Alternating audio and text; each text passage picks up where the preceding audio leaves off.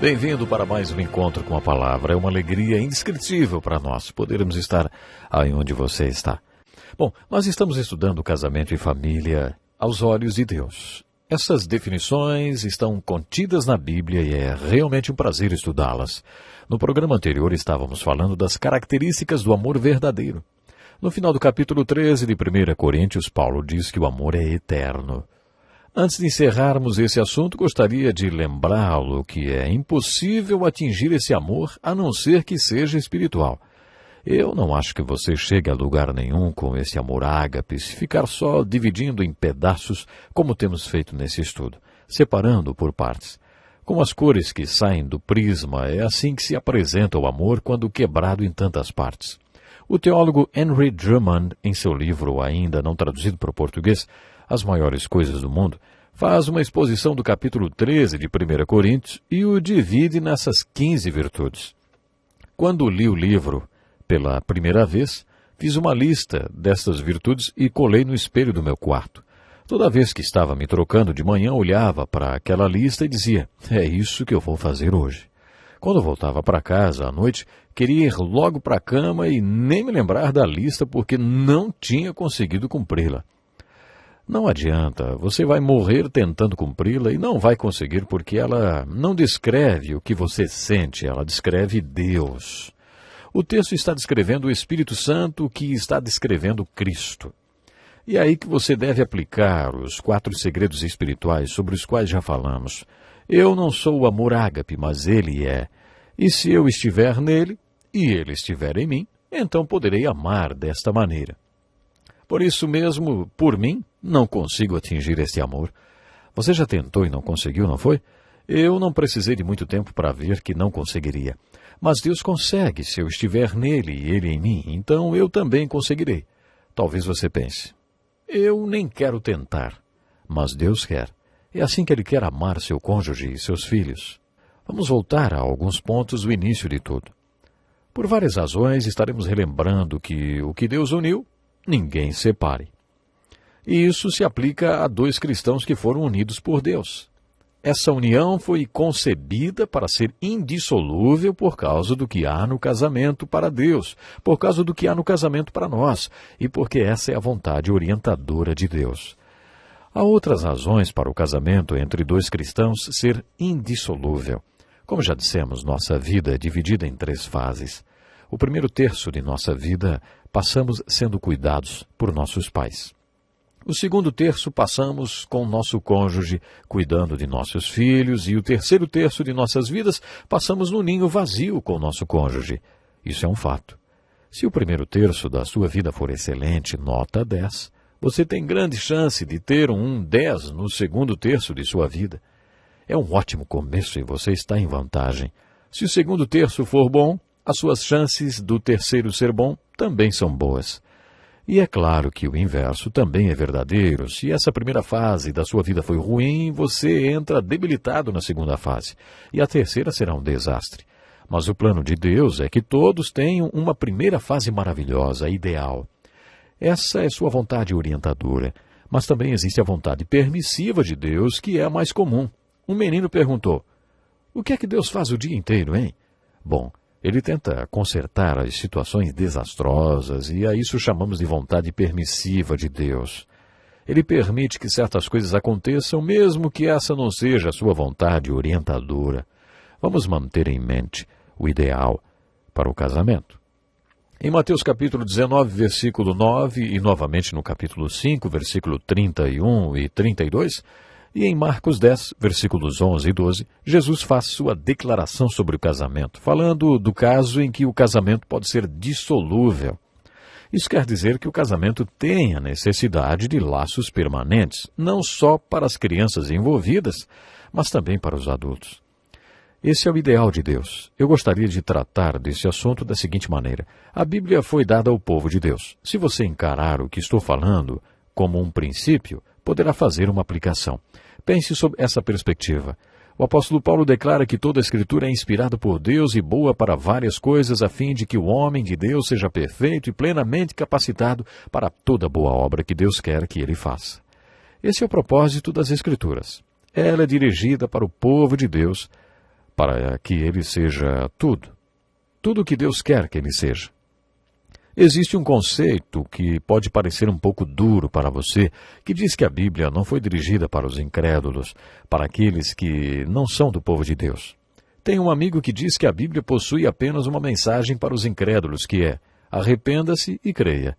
A partir do momento em que eles se arrependem e creem, passam a ter à sua disposição 66 livros repletos de mensagens para eles. Mas antes disso, a Bíblia realmente não é dirigida a eles. Voltando ao divórcio, os problemas da área do divórcio acontecem também nos casamentos cristãos. O maior problema do divórcio, entretanto, não está primeiramente no casamento cristão, mas no casamento entre não convertidos. Pode ser que você tenha um casamento que não precise do chamado capítulo do casamento, o capítulo 7 de 1 Coríntios. Esse capítulo é um dos mais importantes capítulos da Bíblia na questão de casamento e divórcio. Quando as pessoas procuram a ajuda de um pastor para seus problemas no casamento, é esse o capítulo que o pastor lê. Eu dirigi um grupo de estudo bíblico nas casas. Um dos casais era bem mais velho, uns 80 anos. E um dia esse casal disse que queria conversar comigo depois que todos fossem embora. Eles eram muito discretos, mas me contaram a história deles. Antes de se converterem, ainda bem jovens, ele era um criminoso e ela era artista de circo. Eles tiveram uma vida cheia de loucuras. Ela já tinha se casado 4 vezes e ele 5. Em um final de semana, eles ouviram a mensagem de um evangelista famoso e verdadeiramente se converteram. Eles queriam aconselhamento e buscaram um pastor que disse que cada um deles deveria voltar para o seu primeiro casamento e mais. Se a outra pessoa não estiver casada, você pode se casar com ela. Isso que vocês estão vivendo é adultério, é pecado e deve ser quebrado. Isso tinha acontecido há 7 anos. Eles se amavam e durante todo esse tempo eles acharam que estavam vivendo em adultério. Tenho certeza que Deus perdoou esse pastor pelo que ele falou e causou naquelas vidas.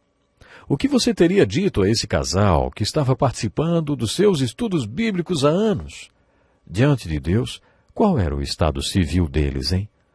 Depois dessa introdução, vamos dar uma olhada em 1 Coríntios capítulo 7, o capítulo do casamento e manual dos pastores.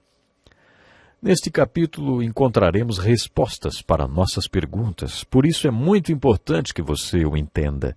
Este capítulo foi escrito em resposta a uma carta que Paulo recebeu da igreja de Coríntios. No início do capítulo ele diz: quanto aos assuntos sobre os quais vocês me escreveram, viu? Ele estava respondendo às perguntas que lhe tinham sido feitas. Aparentemente, aquela igreja tinha muitas dúvidas com respeito ao casamento. Quero dar uma visão geral deste capítulo. O seu versículo-chave é o 26, sem o qual você não entende todo o resto. Por causa dos problemas atuais, penso que é melhor o homem permanecer como está. Seus filhos devem se casar se forem virgens? Bem, de acordo com este versículo, podemos concluir que não, que seria melhor que não se casassem. Parece que Paulo diz que não. Ele afirma na introdução: é bom que o homem não toque em mulher. Paulo está respondendo uma pergunta. Que pergunta você acha que era, hein? É aqui que eu acho que entra o divórcio.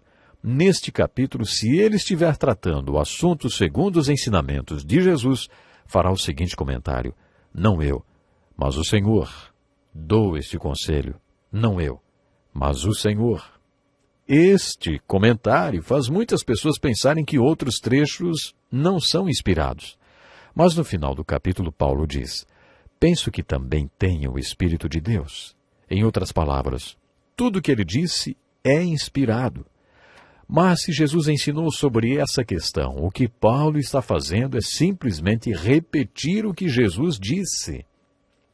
Jesus ensinou sobre a indissolubilidade do casamento e Paulo diz nos versículos 10 e 11 do capítulo 7, aos casados dou este mandamento, não eu, mas o Senhor, que a esposa não se separe do seu marido, mas se o fizer, que permaneça sem se casar, ou então reconcilie-se com seu marido. E o marido não se divorcie da sua mulher. Nos primeiros 11 versículos deste capítulo, Paulo está se dirigindo ao casal cujos cônjuges são convertidos. Mas agora, dos versículos 12 a 16, ele começa a responder as perguntas que lhe fizeram. Aparentemente, Jesus nunca ensinou sobre esse assunto. Paulo diz: Aos outros, eu mesmo digo isto: não, Senhor. Isso não quer dizer que esse trecho não seja inspirado. Quer dizer que Jesus não me ensinou sobre isto. Eles tinham perguntado a ele sobre um casal que não era convertido antes de se casarem. Eu já conheci muita gente assim. Tem pessoas que casam pelas razões mais esquisitas. Conheço um casal que se casou porque os dois usavam drogas juntos. Eles não eram convertidos quando se casaram, mas depois um deles se converteu e o outro não. E agora, hein? O que esse crente deve fazer? Espiritualmente, a situação dele pode ser como a de uma pessoa acorrentada a um morto. O que uma pessoa deve fazer nessa situação? Paulo responde aqui. Nos textos de Mateus e Marcos, que citamos no início do estudo de hoje, Jesus dá a única base para o divórcio. A palavra que Jesus usou é traduzida por infidelidade conjugal. Por uns, ou então por outros, fornicação. Alguns estudiosos discordam nesse ponto. Se você não é um especialista em grego, terá que optar por uma tradução ou outra. Uns dizem que a palavra é fornicação, que quer dizer sexo antes do casamento. Será que dá para aplicar essa palavra para duas pessoas que já são casadas? Eles interpretam o texto sob o prisma da cultura judaica na época. Os judeus ficavam noivos por 1 ano e se na noite do casamento o homem descobrisse que a noiva não era virgem, ela seria culpada de fornicação. E ele poderia rejeitá-la. Ele poderia até cancelar o casamento. Um estudioso muito respeitado diz que a palavra significa prostituição, devassidão, como se fosse um vício em imoralidade. Não é apenas o caso de um dos cônjuges que comete um erro, que é seduzido ou passa uma crise de meia-idade e tem um caso. Não está se referindo a esse tipo de pessoa. Está falando da pessoa que não consegue dar exclusividade ao relacionamento conjugal. Jesus está dizendo que, neste caso, então, o cônjuge está livre. Desta maneira, entendemos que Jesus está dando a única base para o divórcio. Se existe esse problema da prostituição, devassidão, por parte de um cônjuge. Bom, vamos ficar por aqui hoje, até o nosso próximo programa. Este é um estudo escrito pelo Dr. Dick Woodward, na voz do pastor Edson Bruno.